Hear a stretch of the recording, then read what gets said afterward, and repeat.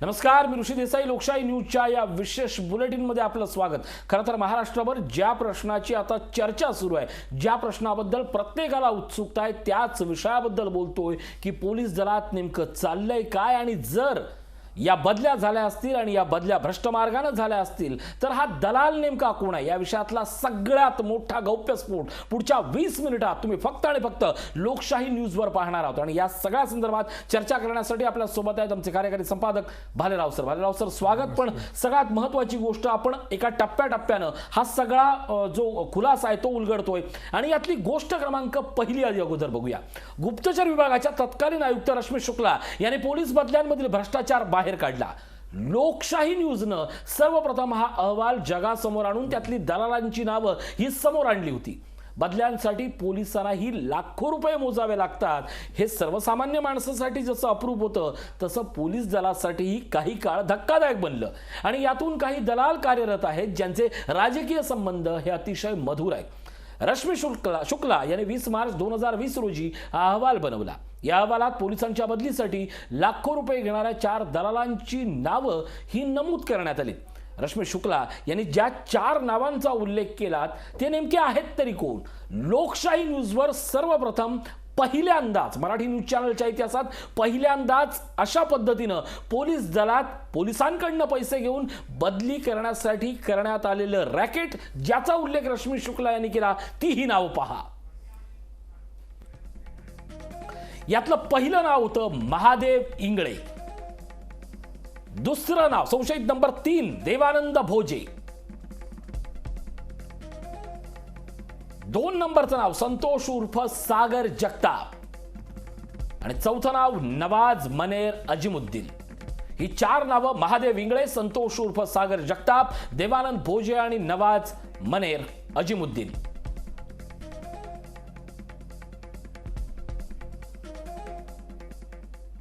मागच्या 2 ते 3 दिवसापासून जे नाव चर्चेत आहे ते नाव म्हणजे महादेव इंगळे.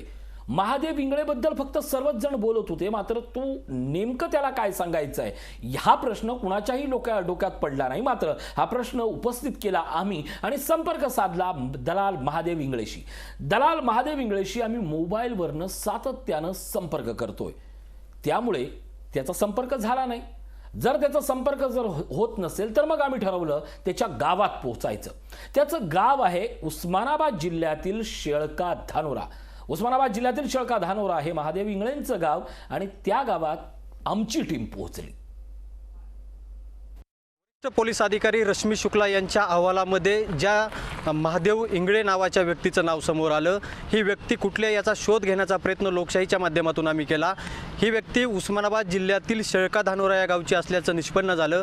आम्ही त्या गावामध्ये देखील पोहोचलो, मात्र बऱ्याचशा गावकऱ्यांना त्या व्यक्तीबद्दल काहीही माहीत नाही, कारण ती व्यक्ती गेल्या अनेक वर्षापासून गावात वास्तव्यास नाही. ती व्यक्ती सोलापूर किंवा मुंबईमध्ये वास्तव्यास असल्याचं काही ग्रामस्थांनी त्या ठिकाणी सांगितलं. मात्र या विषयावर ग्रामस्थांनी बोलायला नकार दिलेला आहे. मुळात हा विषय गावकऱ्यांसाठी नवीनच आहे, गावामध्ये हा विषयच माहीत नाही. मात्र हा जो इंगळे आहे तो नेमकं राहतो कुठं, मुंबईत आहे की सोलापूरमध्ये आहे, याबद्दल आणखीन तरी अस्पष्टता आहे. मात्र हे तितकंच खरं आहे की गावामध्ये आता उत्सुकता लागलेली आहे. त्याचबरोबर उस्मानाबाद जिल्ह्यामध्ये देखील उत्सुकता लागलेली आहे. जर तो व्यक्ती उस्मानाबादमधील शेळका धानोऱ्याचा असेल तर तो सध्या कुठं आहे आणि काय आहे याबद्दल आता संभ्रम अवस्था सध्या तरी निर्माण झालेली आहे. मात्र अधिक तपासामध्ये हे समोर येणारच आहे. बालाजी सुरवसे, लोकशाही न्यूज, उस्मानाबाद. नावापर्यंत नाही तर थेट त्यांच्या गावापर्यंत जाऊन आम्ही पोहोचलो. राज्य गुप्तचर विभागाच्या तत्कालीन आयुक्तांनी हा एक अहवाल बनवला होता. यात पोलीस प्रशासनातील बदल्यांच्या रॅकेटचा पर्दाफाश केला. बदल्यामागे कशी आर्थिक देवाणघेवाण होती, लाखोच्या या काळ्या व्यवहारात पोलीस कसे सहभागी असतात आणि दलालांचं जाळं कसं काम करतं यावर प्रकाशझोत टाकला होता. यातील एक संशयित दलाल असणारं नाव म्हणजे महादेव इंगळे, आणि हे नाव प्रचंड चर्चेत आहे. पाहूयात या नावाची चर्चा काय आहे आणि या सगळ्याचं आर्थिक हितसंबंध काय आहेत, त्याचं कनेक्शन काय. लोकशाहीचा स्पेशल रिपोर्ट. काय झालं? सामना चित्रपटातील हा जबरदस्त डायलॉग आजही तेवढाच लोकप्रिय आहे. हा डायलॉग आठवण्याला निमित्त ठरलंय ते महादेव इंगळेचं. होय, महादेव इंगळे. सध्या राज्यात हा एकच प्रश्न विचारला जातो, महादेव इंगळे आहे तरी कोण? पोलिसांच्या बदली प्रकरणात तत्कालीन राज्य गुप्तचर विभागाचे आयुक्त रश्मी शुक्ला यांनी अहवाल बनवलाय. या अहवालात महादेव इंगळेचा उल्लेख दलाल असा करण्यात आलाय. यावरून ही व्यक्ती कोण असावी हे लक्षात येतं. तर अशा या दलाल महादेव इंगळेचं नाव सरकारला देऊनही सरकारनं कारवाई केलेली नाही, ही यातील महत्वाची बाब. आता महादेव इंगळे काय करायचा ते पाहूया. पोलीस बदल्यांमध्ये महादेव इंगळे दलाली करायचा. बदलीसाठी 50,000 रुपये आगाऊ घ्यायचा. इंगळे बदलीसाठी 35 ते 40 लाख रुपये घ्यायचा. रश्मी शुक्ला याने 20 ऑगस्टला हा अहवाल तयार केला. हा अहवाल 25 ऑगस्टला पोलीस महासंचालकांना सादर करण्यात आला. महासंचालकांकडून 26 ऑगस्टला हा अहवाल गृह खात्याकडे देण्यात आला. यात पोलीस प्रशासनातील बदला करणाऱ्या दलालांचा भंडाफोड करण्यात आला होता. महादेव इंगळेचे प्रशासनातील अधिकाऱ्यांशी उत्तम संबंध आहेत. एवढंच नव्हे तर या अहवालात 29 पोलीस अधिकाऱ्यांची नावं त्यांनी दिली होती. महादेव इंगळेशी संबंधित 29 अधिकाऱ्यांची नावं यामध्ये आहेत. यात 29 नावांपैकी 6 अधिकारी IPS दर्जाचे आहेत, तर इतर अधिकारी ACP, DCP, SP, DYSP दर्जाचे आहेत. इंगळेंकडून गृहमंत्री आणि दादांच्या नावाचा वापर होत असल्याचा या अहवालात उल्लेख आहे. हा अहवाल तत्कालीन पोलीस महासंचालक सुबोध जयस्वाल यांनी 26 ऑगस्ट 2020 रोजी गृह खात्याचे तत्कालीन अतिरिक्त मुख्य सचिव सीताराम कुंटे यांच्याकडे सुपूर्द केला होता. पण सरकारकडे अहवाल देऊनही कोणतीही कारवाई झाली नाही. ना अधिकाऱ्याची चौकशी झाली, ना दलालाला ताब्यात घेण्यात आलं. आणि आता हेच प्रकरण चिघळलंय आणि हा महादेव इंगळे कोण याचा सर्व शोध घेत आहेत. ब्युरो रिपोर्ट, लोकशाही न्यूज.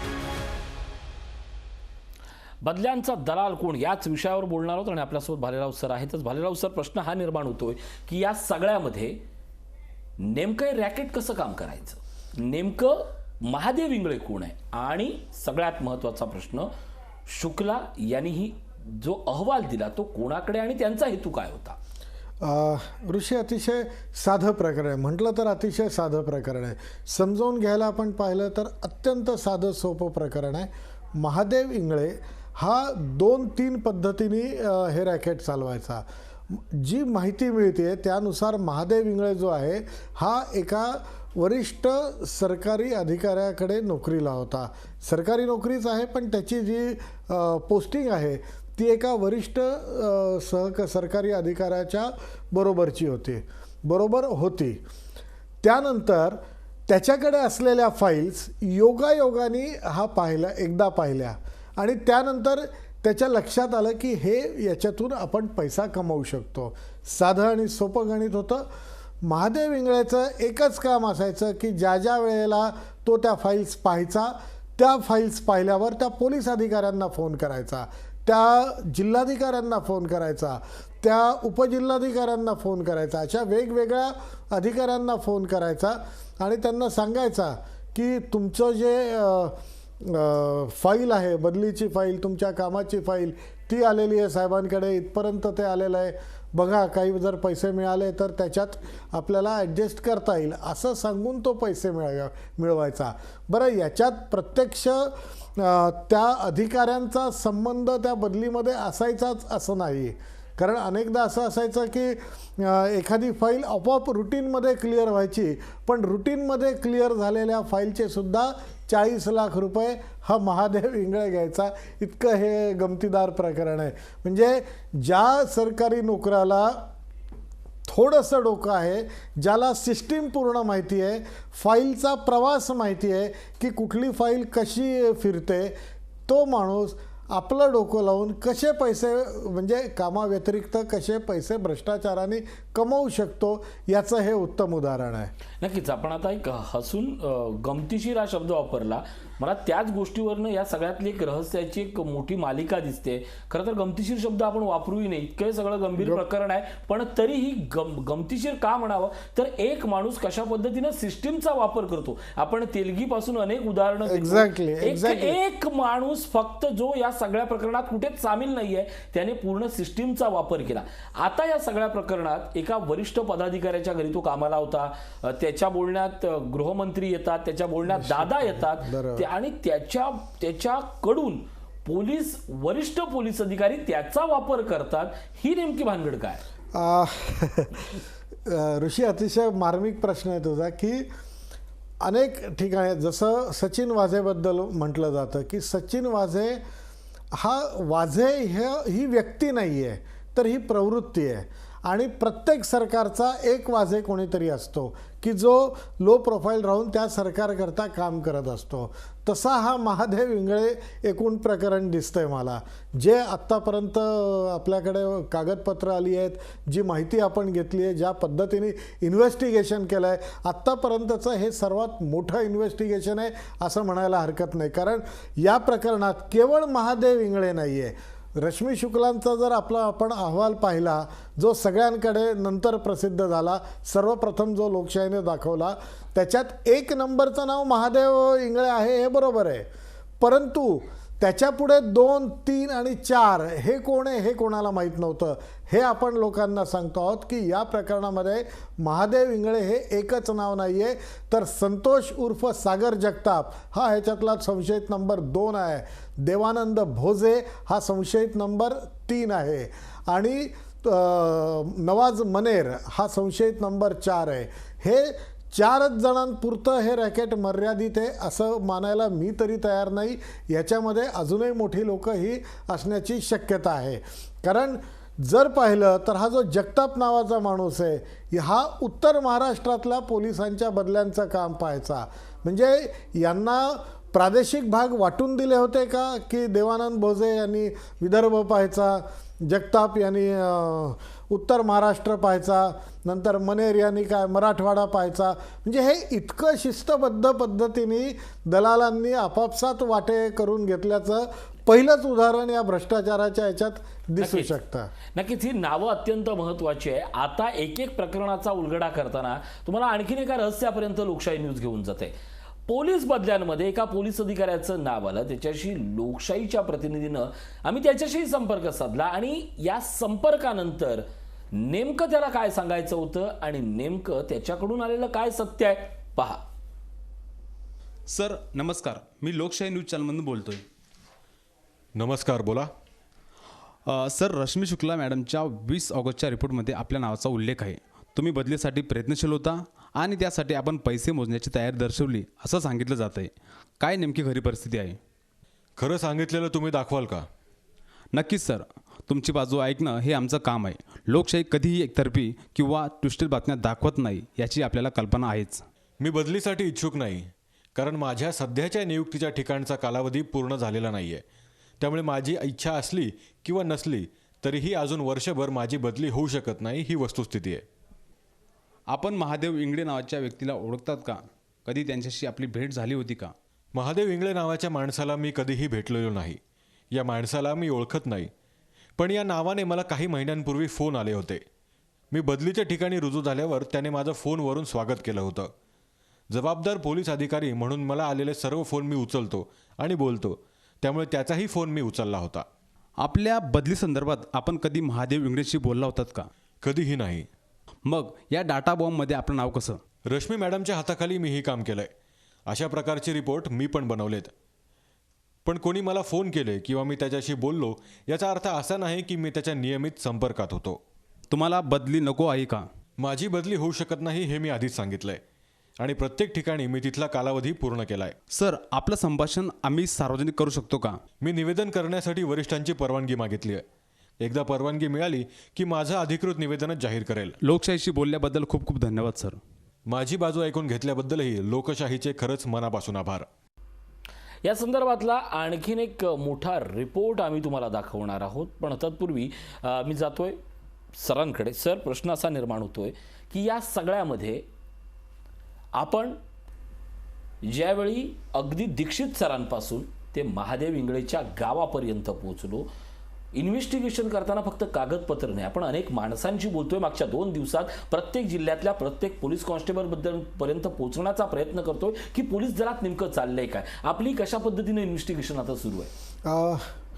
असं आहे की अनेक आजी माजी पोलीस अधिकारी की ज्यांना संपूर्ण पोलीस दल म्हणजे काय, त्या पोलीस दलाचं नेटवर्किंग कसं असतं, त्यांच्या कामाची पद्धत कशी असते, बदल्यांकरता कधी त्या केल्या जातात, त्याच्याकरता काय क्रायटेरिया लावले जातात, या संदर्भातली खडानखडा माहिती आहे आणि ती सिस्टीम समजून घेण्याचा हा आपण प्रयत्न करतो आहे. कारण एकदा ती सिस्टीम पूर्णपणे समजली की मग त्याच्यातले लूप होल्स काय आहेत ते लक्षात येतं आणि लूप होल्स लक्षात आल्यावर कुठे या दलालांचा शिरकाव होतो आणि कशा पद्धतीने दलाल त्याचा वापर करून घेतात हे आपल्याला कळतं. आणि याचाच एक भाग म्हणून आपण राज्याचे जे माजी पोलीस महासंचालक आहे प्रवीण दीक्षित सर, त्यांच्याशी आपण स्वतः बोललो, त्यांच्याकडनं माहिती घेतली, अनेक पोलीस अधिकाऱ्यांशी बोलतोय. नक्कीच जितेंद्र आव्हाड बोलतायत, थेट जाऊया. अच्छा, to privacy, this is breach of right to privacy. आणि हे ते अनेक वेळा केले गेले. आमचं सरकार आलं तेव्हा आम्ही पेगॅससच्या नावाने बोंबाबोंब करत होतो, पण अचानक कोरोना आला, त्याच्यामुळे काय होऊ शकलं नाही. पण फोन टॅपिंग करून त्याचं रेकॉर्ड ठेवणं आणि ते रेकॉर्ड नंतर वापरणं हे अतिशय वाईट आहे. आणि हे सगळे प्रकार रश्मी शुक्लांनी केलेले आहेत. कुठलीही परमिशन नसताना कुठलेही फोन नंबर टॅप करायचे, एकाच्या नावावर परमिशन घ्यायची, दुसऱ्याचा फोन टॅप करायचा, हे साधारण आपल्या लक्षात येतच नाही ना. आता समजा ACS होमनी ह्याची परमिशन दिली असेल तर ACS होमला काय माहिती की ह्याचा फोन टॅप होतोय. म्हणजे आपल्यावरचा जो नोकरशहांचा विश्वास असतो एकमेकाचा, त्याच्याशीच गद्दारी करून पूर्ण डिपार्टमेंटला, पूर्ण महाराष्ट्राला बदनाम करण्याचं काम रश्मी शुक्लांनी केलं. आणि मग त्याला बदल्यांची जोड दिली. ज्या बदल्यांची नावं आहेत आणि जे माणसं आहेत, ती माणसं तर एवढी चिल्लर आहेत की त्यांना त्यांच्या म्हणजे त्यांचे फोन पण कोणी घेणार नाही. त्याच्यातला महादेव इंगोले कोण आहे तुम्ही शोधा, तो कोणाशी संबंधित आहे. त्यामुळे हे कुंभांड रचलं गेलं, हे षडयंत्र रचलं गेलं आणि निष्कारण टॅपिंगच्या नावाखाली, बदल्यांच्या नावाखाली मोठं रॅकेट, असं एक महाराष्ट्र विकास आघाडीला बदनाम करण्याचा एका षडयंत्राचा मुख्य जर कोण असेल तर ती रश्मी शुक्ला आहे. दोन प्रश्न इथे उपस्थित एकतर मंत्र्यांचे फोन टॅप होतात असं तुम्ही म्हणताय, तर त्याची चौकशी होणार का? आणि दुसरा प्रश्न, त्यांनी माफी मागितले म्हणताय, ही माफी फडणवीसांनी हे पुरावे समोर आणल्याच्या आधी मागितले की नंतर? असं आहे की हे प्रकरण आहे ज्याला जवळजवळ 2 महिने होऊन गेले. आणि मी हे पहिल्यापासून म्हणतोय की फोन टॅप होत आहेत. माझे अनेक ट्विट आहेत फोन टॅपवर. मी आज पहिल्यांदा म्हणत नाहीये, मी अनेक वेळा ट्विट केले की फोन टॅप होत आहेत. जेव्हा रश्मी शुक्ला मलाच सांगते कि तुम व्हाट्सएप पे बात मत किया करो, तुम मोबाईल पे बात मत किया करो, अगर मेरे को भी फोन करोगे ना तो लँडलाईन से करो. एवढं काय घाबरायचं? आपण कुठलं मोठं राष्ट्रविघातक कृत्य करतोय? आणि SIDची अधिकारी एका मंत्र्याला हे सांगते की तुम्ही मोबाईलवर बोलूच नका, याचा अर्थ काय समजायचा? याचा अर्थ काय समजायचा? चौकशी केली जाणार का मंत्र्यांच्या फोन टॅपिंगचा संशय आहे त्याचे? मंत्र्यांचा फोन टॅपिंगचा संशयाचा प्रश्नच नाही. फोन टॅपिंगचे जे परमिशन्स घेतल्या आहेत त्या घेतल्या आहेत की नाही, ते कोणाच्या नावाने घेतल्या आहेत, कोणाच्या केल्या आहेत, ह्याची सगळीच चौकशी झाली पाहिजे. षडयंत्रमागे कोण आहे सर? षडयंत्रमागे कोण आहे? राजकीय हात आहे का षडयंत्रमागे? असं आहे की ह्याच्यात ही चर्चा झाली आणि अतिशय संतप्त प्रतिक्रिया व्यक्त झाल्या. अतिशय संतप्त प्रतिक्रिया व्यक्त झाल्या. आणि आता हे म्हणजे सरकारच्या परमिशनचा दुर्वापर करून त्याचा व्यवस्थितपणाने कट म्हणून वापर करून सरकारला बदनाम करण्याचा अधिकार जर काही म्हणजे काम जर काही 2-4 अधिकारी करत असतील तर त्यांच्यावरती काहीतरी ऍक्शन व्हायलाच पाहिजे, असं सगळ्यांचं आता म्हणणं आहे. सरकारकडनं काय चौकशी समिती नेमली जाय का सर? चौकशी समिती नेमली असं आहे की काय डॉक्युमेंट्स आहेत आम्ही सांगतो. आता ते रश्मी शुक्लांचं पत्रच, त्याच्यावरती जयस्वालांनी लिहिलेलं पत्र, म्हणजे उंदराला मांजर साक्ष झाल्यासारखं झालं. ते पेन ड्राईव्ह कुठल्या अधिकारात तुम्ही वाटत सुटलात? Pen drive that is not a public property, it is a confidential document of the government. Sir षडयंत्रामागे राजकीय हात आहे का? राजकीय हात आहे का सर? राजकीय हात आहे का सर षडयंत्रामागे? आम्हाला राजकीय हात आहे की नाही त्यांचा हात नंतर शोधू, पण आता सध्या राजकीय म्हणजे ते डोकं शोधलंय आम्ही कोणी केलंय ते सगळं. आणि आम्हाला हे कळलं नाही की हे पत्र नंतर 2 महिन्यानंतर वापरलं जाईल. आपले एक दयाळू मायाळू आपली बहीण चूक केली असं कदाचित वाटलं असेल अनिल देशमुखांना, हे रडत गेली. मेरे हाथ से बड़ी गलती हो गई है, मुझे माफ कर दो, मेरे पती का अभी अभी निधन हुआ है. सरकारमध्ये सुद्धा माणसंच आहेत, त्यांना देखील हृदयाचं असतं, जाऊ दे चला सोडून द्या. पण इतकं मिठ्ठ कुंभाण याच्या मागे असेल हे आज कळतंय ना. परमवीर सिंगांनी जे पत्र लिहिलेलं आहे त्या पत्रासंदर्भात चौकशी करणार आहे का? नेमली जाईल का सर? पहिलं आता मी तुमच्यासमोर जो खुलासा केलाय त्यापुरताच मी मर्यादित बोलतोय, बाकीचं नंतर उद्या तुमच्यासमोर. हिंदी में देखिए, नॅशनल इश्यू है, इसलिए हिंदी में. राज्यपालांकडे तक्रारी केल्या, 100 तक्रारी केल्यात असं सांगितलं आणि त्याचं राष्ट्रपतींकडे त्याच्या पद्धतीचे दाद मागितले. असं आहे की ते विरोधी पक्ष आहेत, ते विरोधी पक्ष नेते आहेत, त्यांना तो अधिकार आहे. त्यांनी 100 नाही 1000 तक्रारी कराव्यात, त्यांनी राष्ट्रपती नाही तर कोणालाही भेटावं, त्याच्यावर तर आक्षेप घेण्याचं मला काही कारण नाही. माझा आक्षेप एकाच गोष्टीवर आहे की शुक्लांनी लिहिलेलं पत्र, कुंटेंनी दिलेली न दिलेली परमिशन, झालेले फोन नंबर टॅप, त्या माणसांची नावं, ज्यांची नावं दिली होती त्यांचे फोन नंबर, ह्याचं सगळ्याचं आता तुल्यमापन झालं पाहिजे ना. जर एवढं खोटं एखादा DG लेवलचा माणूस महाराष्ट्रात राहून महाराष्ट्राच्या पाठीत खंजीर खुपसून महाराष्ट्राला रक्तबंबाळ करणार असेल तर ते कसं सहन करायचं? हिंदी में बताइए हिंदी में बताइए कि क्या अनुमति ली गई थी रश्मि शुक्ला ने और आप लोगों ने क्या हुई उसके बारे में बताया? कुछ महीने पहले रश्मि शुक्ला ने कुछ परमिशन की मांग की थी ऐसा बताया जाता है, लेकिन अब जो खत सामने आता है जायसवाल जी का और रश्मि शुक्ला जी का, उसमें ऐसा बताया जाता है कि कुछ नेक्सस है, कुछ नंबर्स का और कुछ अधिकारियों के ट्रांसफर का. सवाल यह है कि जिन अधिकारियों के बारे में कहा गया वो अधिकारियों की ट्रांसफर ही नहीं हुई जगह पे, और तो भी वो चिल्ला रहे. जिस लोगों के फोन नंबर के टैपिंग की परमिशन मांग की थी उनके तो फोन नंबर टैप ही नहीं हुए, टैप हुए कहीं अलग नंबर ही. और क्या मालूम कि ऐसे करते करते पूरे मंत्रिमंडल का ही फोन टैप करने का काम रश्मि जी ने किया होगा. अगर वो ये काम कर सकती तो ये भी काम कर सकती है. झूठ बोलना ही अगर जिसके अंग में छुपा हुआ है वो कुछ भी कर सकते हैं. ये पूरे महाराष्ट्र विकास आघाड़ी को बदनाम करने का कार्यक्रम 2 महीने पहले तय कर चुकी थी रश्मि शुक्ला, जिसका इस्तेमाल आज पिछले 2-4 दिन में हुआ है. परमिशन ली थी क्या? सीताराम कुंटे ने क्या इन्फॉर्म किया, उनको क्या पूछा गया था? सीताराम कुंटे जी ने ये परमिशन नहीं दी थी.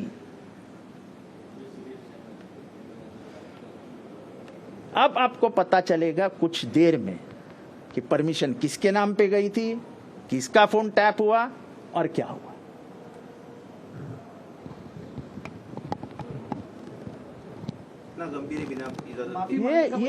ये ऐसा है, ये जब खत के बारे में उसको पता चला कि मैं पकड़ी गई हूं तब उन्होंने CM के पास जाके रोना गाया, वो DCM HM के पास गई हमारी बहन, उधर भी रोना गाया, और फिर माफी तलाफी के लिए उसने मांग की कि अब आप मुझ पर कार्रवाई मत करो. अब महाराष्ट्र विकास आघाड़ी जरा दिलदार सरकार है, दिल बड़ा करके उसको माफ कर दिया. उनको क्या मालूम था कि 2 महीने के बाद यही फिर से रश्मि शुक्ला सामने खड़ी होकर फिर से एक बदनामी का नया रैकेट तैयार करेगी. उन्होंने जितनी भी बदलियां का नाम लिखा है उसमें के 90% बदलियां हुई नहीं. तो आरोप काहे के हैं? सिर्फ चिल्ला के बोलना, चिल्ला के सामने आना. और हमने ये सब बात. या क्षणाची ही मोठी बातमी बघतोय. जितेंद्र आव्हाड ज्या विषयावर पत्रकार परिषद घेत आहेत नेमका तोच मुद्दा अवघ्या 20 मिनिटापूर्वी लोकशाही न्यूजनं उचलला होता आणि त्याच विषयावर आपण बोलतोय. याच विषयातला आणखी सत्य आणि तथ्य एका छोट्याशा ब्रेक नंतर पाहत राहा. बदल्यांचा दलाल कोण?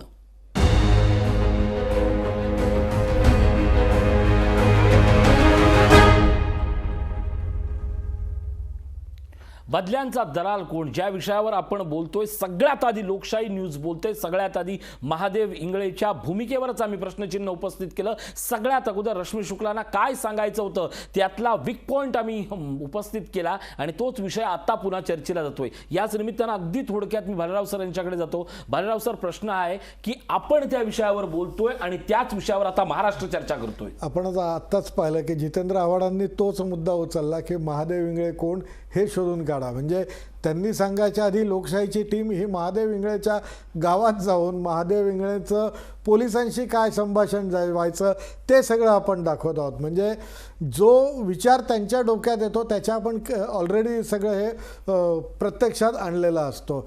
एकूणच आपण जर पाहिलं ना तर हा जो बदल्यांचा खेळ आहे आणि त्याच्यातले जे दलाल आहे, हे जे आव्हाडांनी सांगितलं ते काही प्रमाणात खरं आहे की हे नेक्सस आहे. हे मोठ्या प्रमाणातलं नेक्सस आहे. फक्त या नेक्ससचा वापर हा राजकीय लोक करून घेत आहेत, त्यांच्या फायद्याकरता करून घेत आहेत का सरकारला बदनाम करण्याकरता केला जातोय का, हा मोठा याच्यातला प्रश्न आहे.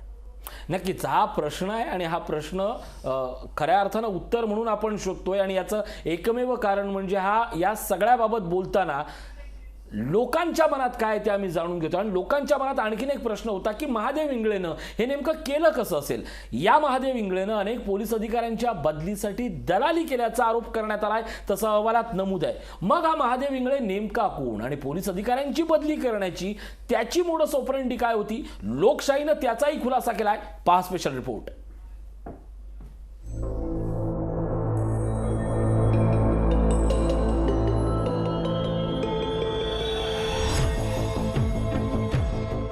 राज्यातल्या महत्त्वाच्या पदांवर असणाऱ्या पोलीस अधिकाऱ्यांच्या बदल्यांमध्ये भ्रष्टाचार होत असल्याचा एक गोपनीय अहवाल गुप्तचर विभागाच्या तत्कालीन आयुक्त रश्मी शुक्ला यांनी सादर केला.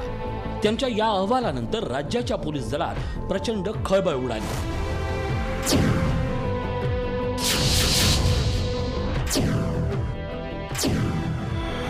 रश्मी शुक्ला यांच्या अहवालात महादेव इंगळे या दलालाचा सातत्यानं उल्लेख करण्यात आला. महादेव इंगळे राजकीय व्यक्तींच्या संपर्कानं पोलीस अधिकाऱ्यांच्या बदल्या करून देत होता असं रश्मी शुक्ला यांनी त्यांच्या गोपनीय अहवालात म्हटलंय. मात्र राज्यातल्या IPS अधिकाऱ्यांच्या बदल्या करवून देण्याचा आरोप असलेला महादेव इंगळे आहे तरी कोण हा प्रश्न तुम्हाला पडला असेल तर त्याचं उत्तर आम्ही देतो.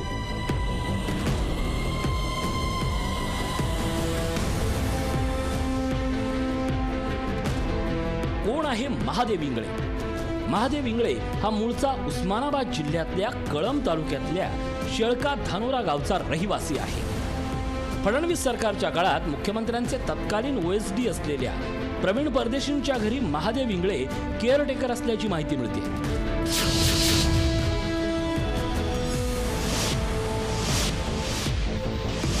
त्यामुळे एका बड्या अधिकाऱ्याच्या बंगल्यावर केवळ एक केअरटेकर म्हणून काम करणारा महादेव इंगळे पोलीस निरीक्षकांपासून ते IPS अधिकाऱ्यांपर्यंत पोलिसांच्या बदल्या कशा करत होता असा प्रश्न उपस्थित होतोय. त्याची काम करण्याची पद्धत नेमकी कशी होती हेही पाहूयात. कशी आहे महादेव इंगळेची मोडस ऑपरेंडी? तत्कालीन मुख्यमंत्र्यांचे OSD असल्यानं अनेक अधिकाऱ्यांच्या बदलीची फाईल प्रवीण परदेशी यांच्याकडे यायची. त्यामुळे त्यांच्या बंगल्यावर काम करणाऱ्या महादेव इंगळेला कोणत्या अधिकाऱ्याला कुठे बदली हवी आहे याची माहिती मिळायची. त्यातून तो अधिकाऱ्यांना थेट फोन करायचा. आपण मंत्रालयात काम करतो आणि त्यामुळे अनेक बडे राजकीय नेते आणि अधिकाऱ्यांशी भेट संपर्क असल्याचं भासवून महादेव इंगळे अधिकाऱ्यांची ओळख वाढवत होता. बदलीचं काम करण्यासंदर्भात त्याच्याकडे पदानुसार 35 ते 40 लाखांची मागणी करत होता. यातल्या अनेक अधिकाऱ्यांनी महादेव इंगळेला पैसेही दिल्याचं समजतंय. अशा प्रकारे महादेव इंगळेनं अनेक अधिकाऱ्यांच्या बदल्या केल्या आणि अनेक जणांच्या बदल्याची कामं हाती घेतल्याचं रश्मी शुक्ला यांच्या अहवालात म्हटलंय.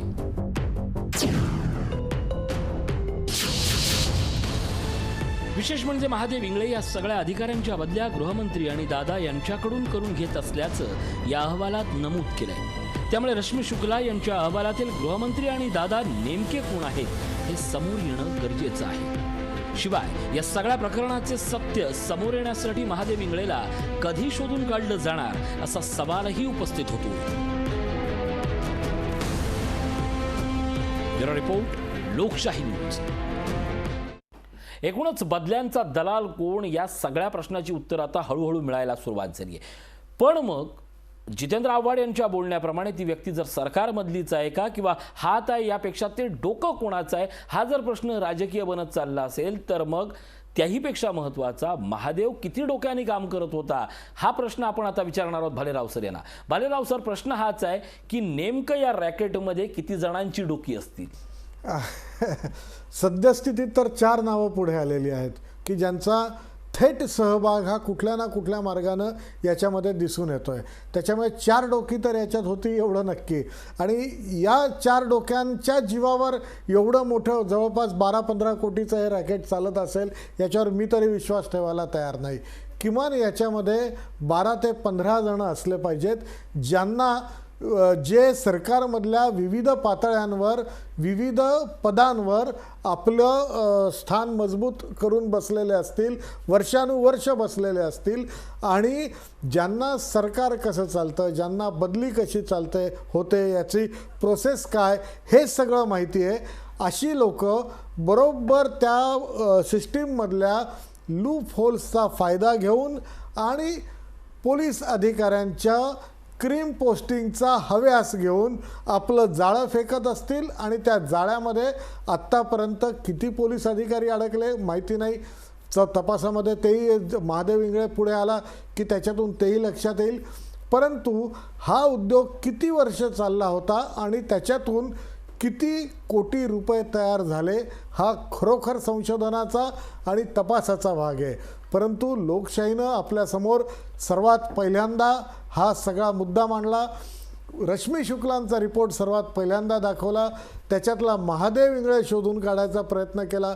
वेगवेगळ्या पद्धतीने आम्ही त्यांच्यापर्यंत पोचायचा प्रयत्न केला. त्यांचे दोन्ही मोबाईल बंद आहेत परंतु त्यांच्या गावापर्यंत लोकशाही जाऊन पोचलं. आणि नुसतं महादेव इंगळेच असं नाही तर या रॅकेटमधले जे कोणी लोक असतील, जे याच्यातले सहभागी असतील त्या सगळ्यांपर्यंत लोकशाही निश्चितपणे पोचेल हा आम्ही आपल्याला शब्द देतो. नक्कीच या सगळ्यानंतर जे प्रश्न उपस्थित होत आहेत त्या प्रश्नांची उत्तरं आम्ही तुमच्यापर्यंत पोहोचवतोय. पण यातला सगळ्यात महत्त्वाचा जो प्रश्न आहे तो आम्ही उपस्थित करणार आहोत एका छोट्याशा ब्रेकनंतर. पाहत राहा लोकशाही न्यूज.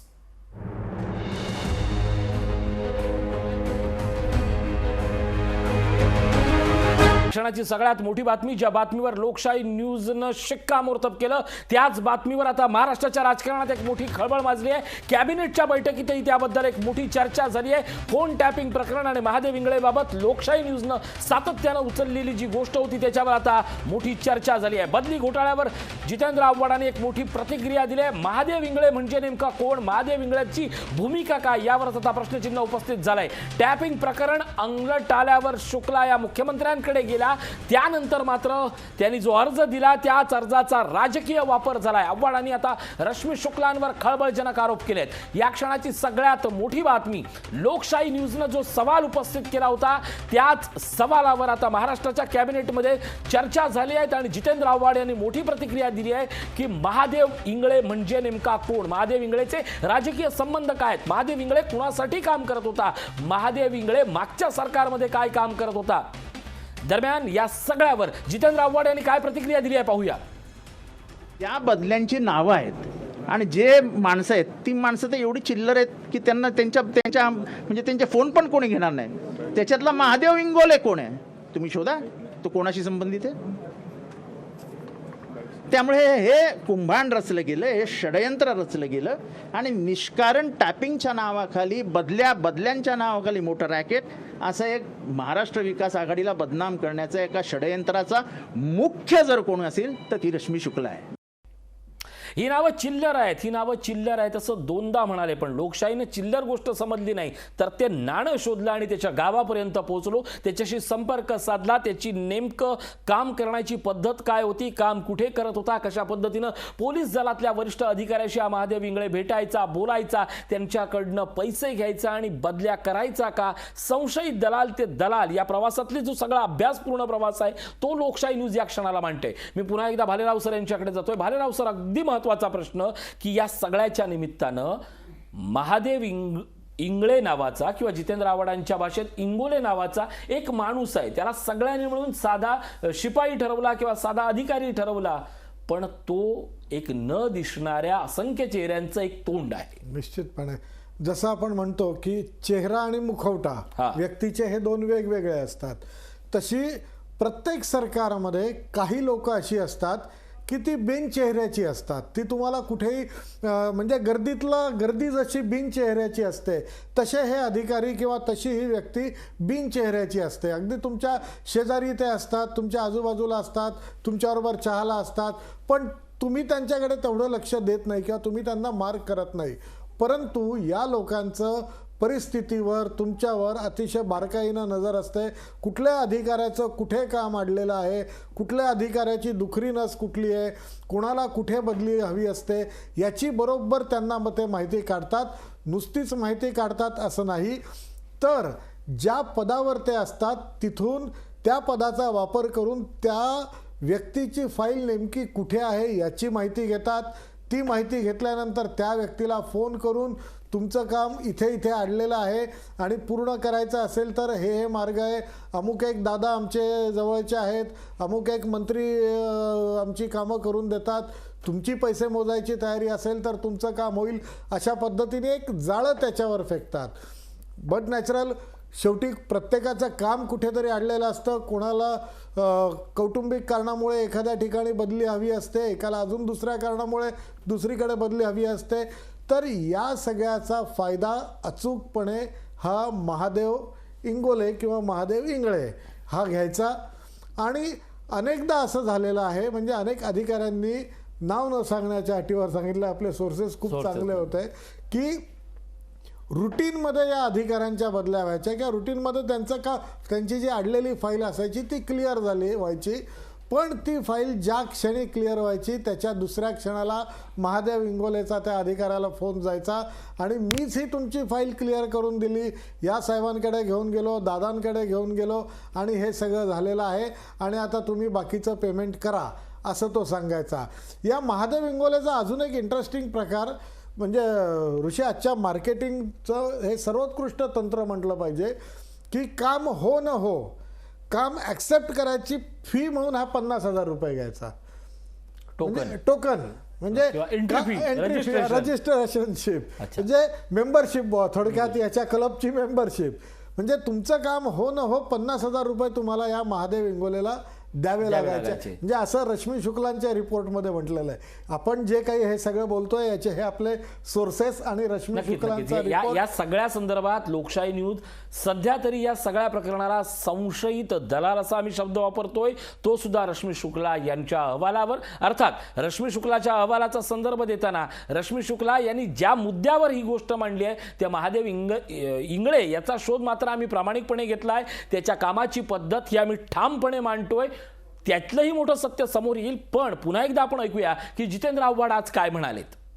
ज्या बदल्यांची नावं आहेत आणि जे माणसं आहेत ती माणसं तर एवढी चिल्लर आहेत की त्यांना त्यांच्या म्हणजे त्यांचे फोन पण कोणी घेणार नाही. त्याच्यातला महादेव इंगोले कोण आहे तुम्ही शोधा, तो कोणाशी संबंधित आहे. त्यामुळे हे कुंभांड रचलं गेलं, हे षडयंत्र रचलं गेलं आणि निष्कारण टॅपिंगच्या नावाखाली बदल्यांच्या नावाखाली मोठं रॅकेट असं एक महाराष्ट्र विकास आघाडीला बदनाम करण्याचा एका षडयंत्राचा मुख्य जर कोण असेल तर ती रश्मी शुक्ला आहे. आतापर्यंत फक्त आपण महादेव इंगळे आणि रश्मी शुक्ला ही दोन नावं समोर पाहिलीत, पण पुन्हा एकदा या सगळ्या प्रकरणातले जे संशयित दलाल वापरतोय त्यांचं ग्राफिक्स पाहूया स्क्रीनवर, कारण ही नावं देखील महत्त्वाची आहे. त्याच विषयातला एक मोठा गौप्यस्फोट आम्ही करतोय. जे 4 नावं आहेत ते 4 नावं पुन्हा एकदा लक्षात घ्या. महादेव इंगळे उर्फ महादेव इंगोले कदाचित, दुसरं नाव संतोष उर्फ सागर जगताप, तिसरं मोठं नाव देवानंद भोजे आणि चौथं मोठं नाव नवाज मुनेर अजिमुद्दीन.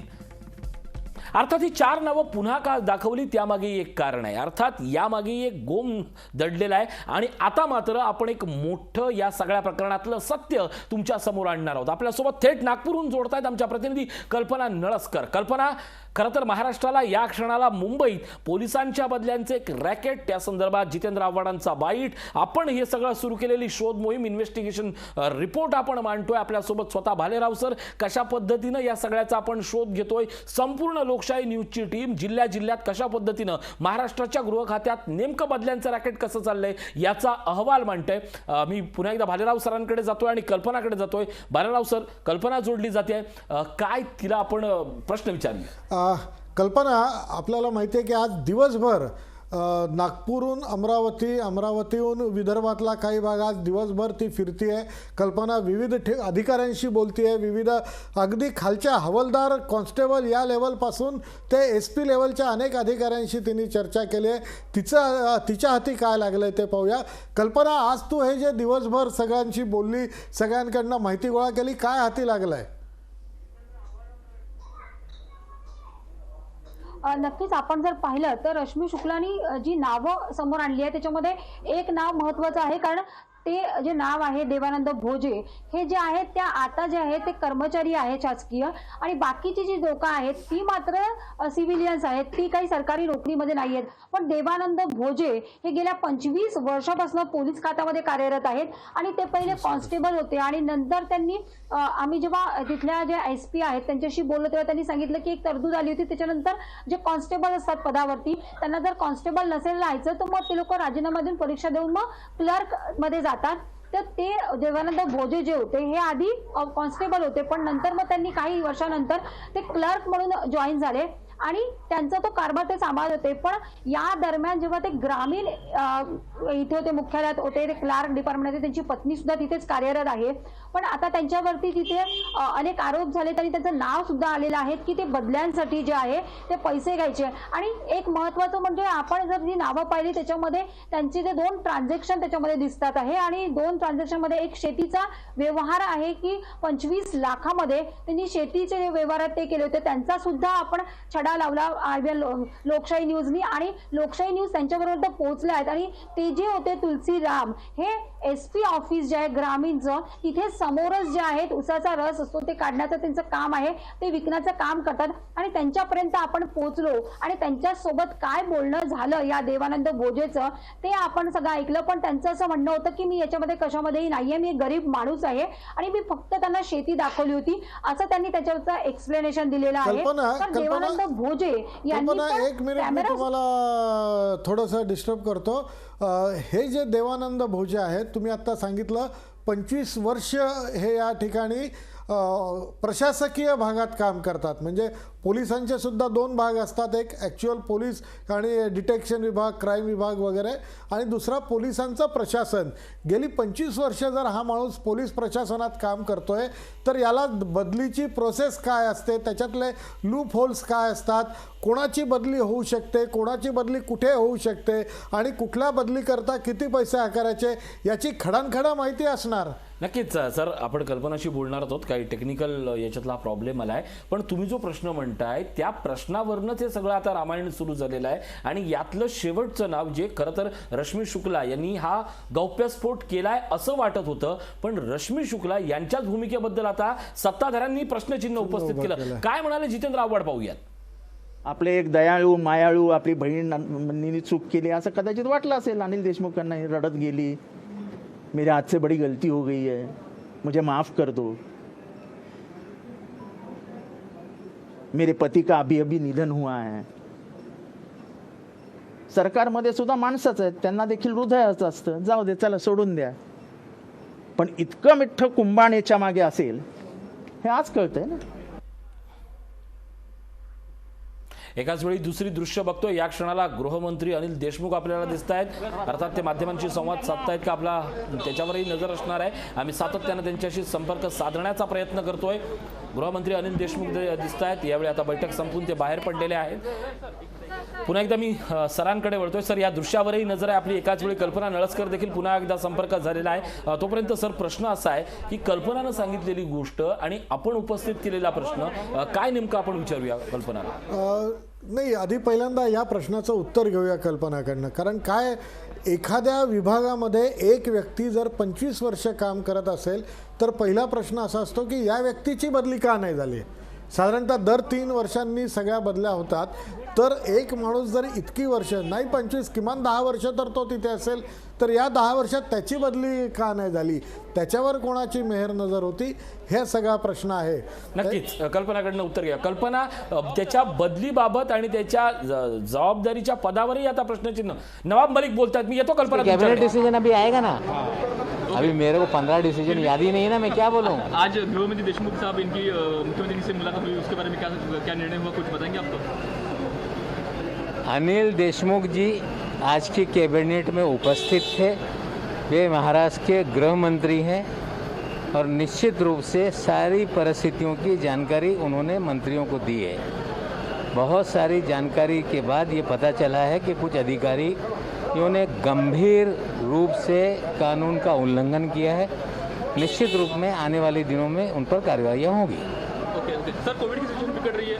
रश्मी शुक्लांवर कारवाईचे नक्कीच आपण बघतोय सर की या सगळ्या बाईटमधनं एक गोष्ट जाणवते, म्हणजे ज्या पद्धतीनं जितेंद्र आव्हाड यांची मागच्या काही दिवसात त्यांचं न दिसणं आणि आज आक्रमक होऊन दिसणं, तो पहिला बाईट. त्याच्यानंतरचा दुसरा बाईट आज नवाब मलिक यांचा पाहिला की मुख्यमंत्र्यांची प्रतिक्रिया आहे. फोन टॅपिंगवरून मुख्यमंत्र्यांनी पहिली प्रतिक्रिया दिली. या क्षणाची सगळ्यात मोठी बातमी बघतोय. लोकशाही न्यूजवर सातत्यानं वेगवेगळे अपडेट. भाजपच्या आरोपावर पहिल्यांदाच मुख्यमंत्र्यांनी मौन सोडलंय. अर्थात या बाबतीतही लोकशाही न्यूज आज सातत्यानं विचारत होतं की मुख्यमंत्री गप्प का. तोच आता मुख्यमंत्र्यांनी प्रश्न उपस्थित केलाय की भाजपला चोख उत्तर द्यायला हवं. अधिकाऱ्यांना ओळखण्यात गल्लत झाली आहे. होय, जी गोष्ट जितेंद्र आव्हाडांनी बोलली होती तीच गोष्ट आता मुख्यमंत्र्यांनी कबूल केली आहे की आपण अधिकाऱ्यांना ओळखण्यात फसलोय. फोन टॅपिंगवरून मुख्यमंत्र्यांची पहिली प्रतिक्रिया. सर, या तिन्ही बातम्यांवर आपण कशा पद्धतीने एकाच वेळी आव्हाड आक्रमक झालेत, नवाब मलिक यांचा सावध पवित्रा आणि मुख्यमंत्र्यांची यावरची सोडलेलं मौन. आजच या संदर्भात मुख्यमंत्री बोलत नाही हे सर्वात याच्यातलं वेदनादायी आहे, अशी प्रतिक्रिया भाजपकडनं आली होती आणि त्याला हे उत्तर दिलेलं आहे की अतिशय योग्य उत्तर दिलेलं आहे की बाबा अधिकाऱ्यांना ओळखण्यात आम्ही गल्लत थोडंसं केली. तुम्हाला थांबवतोय. अधिकाऱ्यांना ओळखण्यात गल्लत झाली असं म्हणताना आज सूत्रांकडनं, लोकशाही न्यूजच्या सूत्रांकडनं जी माहिती मिळते त्यात मुख्यमंत्री प्रचंड संतप्त झाले होते आणि मंत्र्यांचा आक्रमक पवित्रा होता. या सगळ्याबद्दल काय सांगाल. निश्चितपणे, कारण आपण जर पाहिलं तर ज्या पद्धतीने भाजपनं हे प्रकरण उचलून धरलं आणि नुसतं उचलून धरलं नाही तर सातत्याने वार केले, महाविकास आघाडीवर वार केले. मग पहिल्यांदा जे संजय राठोडचं प्रकरण झालं, पाठोपाठ सचिन वाझे आणि परमवीर सिंगांचं प्रकरण झालं आणि त्यानंतरचा हा लेटर बॉम्ब. एक एक एक एक घटना जर पाहिल्या तर भाजपनं ठरवून महाविकास आघाडीच्या नेत्यांना टार्गेट केलं आहे आणि त्यांच्यावर कठोर वार केलेत. नुसते कठोर वार नाही तर मुख्यमंत्री का गप्प आहेत याच्यावर वारंवार त्यांनी केलं. या सगळ्याला पहिल्यांदा ठामपणे मुख्यमंत्र्यांनी उत्तर दिलेलं दिसतंय. मुख्यमंत्री संतप्त होणं स्वाभाविक आहे, कारण ज्या पद्धतीने महाविकास आघाडीच्या कारभाराची लक्तरही दिल्लीच्या वेशीपर्यंत घेऊन गेले सगळेजण, त्यावरून मुख्यमंत्र्यांचं संतप्त होणं अत्यंत स्वाभाविक आहे. परंतु त्या संदर्भात जो बाईट आपण आता नवाब मलिक यांचा ऐकला, नवाब मलिक यांनी जी सर अगदी थोडक्यात फक्त शेवटचा प्रश्न आपण बुलेटिन इथे थांबवतोय. एकच महत्त्वाचा प्रश्न आणि ही लोकशाही न्यूजची आजची सगळ्यात मोठी बातमी असणार आहे. यानंतर ज्या बदल्या होतील ते आता मुख्यमंत्री आणि निष्पक्ष आणि सगळ्यात महत्त्वाचं म्हणजे कारवाई करणारे असतील का. थोडक्यात पैसे न घेता पण जबरदस्त तडाखा बसेल का. निश्चितपणे पैसे घेणं हा तर पुढचा भाग झाला. मला नाही वाटत एवढं सगळं झाल्यावर आता कोणी धजावेल असे काही प्रकार करायला. परंतु या नंतरच्या होणाऱ्या बदल्या या निश्चितपणे कारवाई केलेल्या असणार आहेत. कारण ज्या पद्धतीने हेमंत नगराळे जे मुंबई पोलीस आयुक्त आणि गृहमंत्री यांची आज जवळपास 3 तासाची चर्चा झाली, त्याच्यातून मुख्यमंत्र्यांना आणि गृहमंत्र्यांना पूर्ण परिस्थितीची कल्पना आली असेल. आणि जे आव्हाडांनी सांगितलं ते अतिशय महत्त्वाचं आहे की याच्या मागचं डोकं कोणाचं आहे ते आम्ही शोधून काढलेलं आहे. त्याच्यामुळे जे डोकं आहे ते डोक्याला पहिल्यांदा म्हणजे पहिल्यांदा क्वारंटाईन करणं आणि त्याच्यानंतर याला राजकीय उत्तर देणं ही 2 मोठी आव्हानं महाविकास आघाडीवरच्या समोर दिसत आहेत. आणि मला असं वाटतंय ज्या पद्धतीनं मुख्यमंत्री संतप्त झाले होते त्या पद्धतीनं महाविकास आघाडी आणि मुख्यमंत्री याला जशाच तसं उत्तर दिल्याशिवाय निश्चित राहणार. नक्कीच. आता एकूणच महाराष्ट्राच्या राजकारणाचा विचार करताना आता केंद्रावर नाहीये तर लस महाराष्ट्रातनंच येणार आणि त्याचे कोविशिल्ड आणि कोवॅक्सिन व्हॅक्सिन हे प्रॉपर दिलं जाणार, एवढे मात्र महाराष्ट्राच्या राजकारणाचे संकेत मिळत आहेत. एकूणच लोकशाही न्यूज सातत्यानं सर्वप्रथम आणि वस्तुनिष्ठ प्रत्येक रिपोर्ट तुमच्यापर्यंत मांडते. तुर्तास बदल्याना जबाबदार कोण, बदल्याना दलाल कोण, या विशेष कार्यक्रमात इथंच थांबतोय. ताज्या बातम्यांसाठी पाहत राहा लोकशाही न्यूज.